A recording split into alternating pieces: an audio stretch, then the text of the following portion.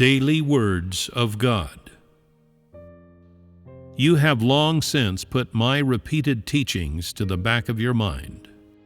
You even treat them like playthings for your free time, and always consider them to be your own guardian amulet.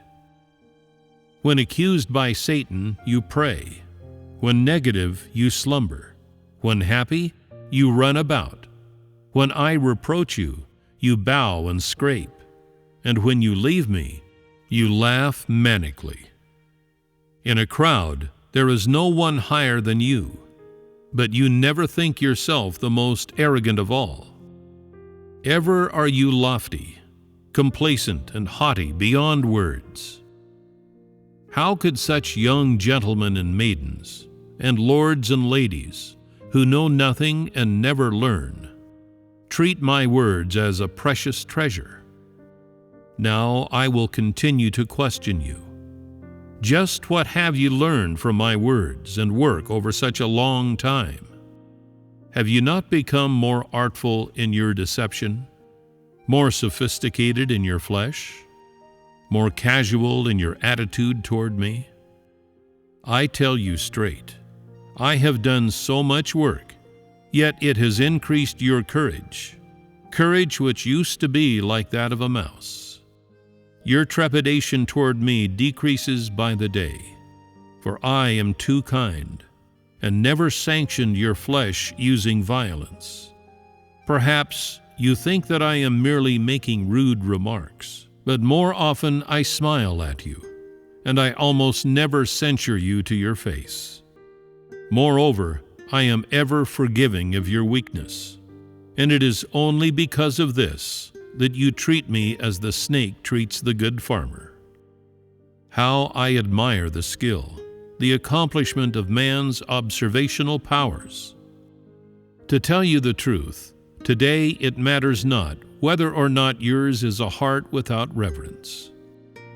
I am neither anxious nor worried, but I must also tell you this. You, person of talent, ignorant and unwilling to learn as you are, will ultimately be brought down by your self-satisfied, petty cleverness. You will be the one who suffers and is chastised. I would not be so stupid as to accompany you as you continue to suffer in hell, for I am not the same kind as you. Do not forget that you are a created being who is cursed by me, and yet taught and saved by me. You have nothing for me that I would be unwilling to part with. Whenever I work, I am unconstrained by any people, occurrences, or objects. My attitudes and opinions toward mankind have always remained the same.